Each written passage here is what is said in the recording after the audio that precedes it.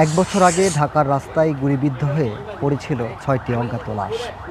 কেউ জানল না কে তারা, কোথা থেকে এসেছে বা কোথায় চলে গেছে। দীর্ঘ একটি বছর ধরে ঢাকা মেডিকেল কলেজ হাসপাতালের মর্গে অবস্থানের পর আজ লাশগুলোকে বেওয়ারিশ হিসেবে দাফন করা হলো। আঞ্জুমান মফিদুল ইসলামের মাধ্যমে জুরাইন কবরস্থানে আজ সকালে এই ৬টি লাশ দাফন করা হয়েছে। দর্শক, নীরবে নিভৃতে এভাবেই নিভে গেল ৬টি জীবন প্রদীপ। আপনাদেরকে একটু জানিয়ে রাখতে চাই, মূলত জুলাই আগস্ট গণ অভ্যুত্থানের সময় এই লাশগুলো ঢাকা মেডিকেল কলেজ হাসপাতালে আনা হয় এবং হাসপাতালে আনার পর কিন্তু পরবর্তীতে তাদের লাশগুলোকে মর্গে সংরক্ষণ করা হয়। সংরক্ষণের পর বিভিন্নভাবে দফায় দফায় আসলে লাশগুলো শনাক্তের চেষ্টা করা হয়েছে ডিএনএ টেস্টের মাধ্যমে। পরবর্তীতে ডিএনএ টেস্টের মাধ্যমে যখন আসলে শনাক্ত করা সম্ভব হয়নি এই এক বছরেও, তার ফলেই কিন্তু আসলে এই লাশগুলোকে বেওয়ারিশ হিসেবে দাফন করে দেওয়া হয়েছে। এক বছর কেটে গেলেও কেউ আসলে দাবি করেনি এই লাশগুলোর মালিকানা এবং কেউ খোঁজও নেয়নি। রাষ্ট্রের ব্যস্ত কোলাহলে হারিয়ে যাওয়া এই ৬টি মানুষ হয়তো প্রশ্ন রেখেছে, জীবনের চেয়ে বড় কি রাজনীতি এবং মৃত্যুই কি সব কিছু মুছে ফেলা যায়? দর্শক, জানাবো কালের কণ্ঠের আজকের এই প্রতিবেদনে। সাথে আছি মিনহাজুল ইসলাম। আপনাদেরকে একটু জানিয়ে রাখতে চাই, জুলাই গণ অভ্যুত্থানের সময় নিহত ৬ জনের লাশ দীর্ঘ এক বছর ধরে মর্গে সংরক্ষিত থাকার পর অবশেষে বেওয়ারিশ হিসেবে দাফনের সিদ্ধান্ত নেওয়া হয়েছে এবং আজ সকালে ঢাকা মেডিকেল কলেজ হাসপাতালের মর্গ থেকে আঞ্জুমান মফিদুল ইসলামের কাছে হস্তান্তর করা হয় লাশগুলো।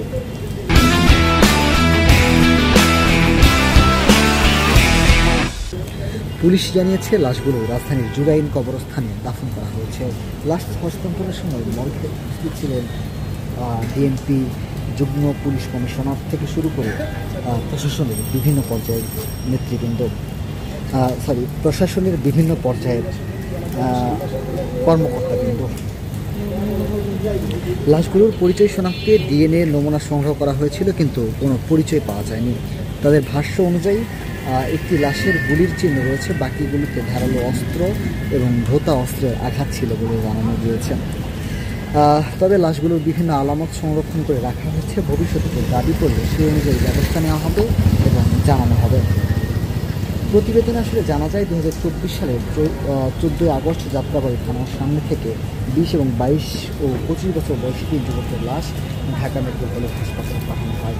একই দিনে আরও 2টি লাশ, একজন আনুমানিক 30 বছর বয়সী এবং আরেকজন 32 বছর বয়সী নারীকে আনা হয় এবং মৃত্যুর স্থান তাদের জানা যায়নি। পরবর্তীতে 7 আগস্ট গুলিস্তান এলাকা থেকে 25 বছর বয়সী এক যুবকের লাশ উদ্ধার করা হয়।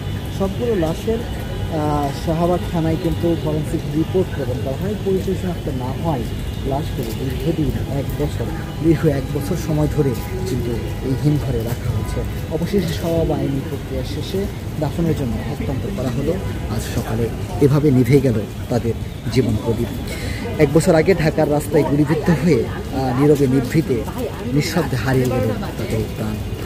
দর্শক, জানাচ্ছিলাম ঢাকা মেডিকেল কলেজ হাসপাতাল থেকে আমি মিনহাজুল ইসলাম।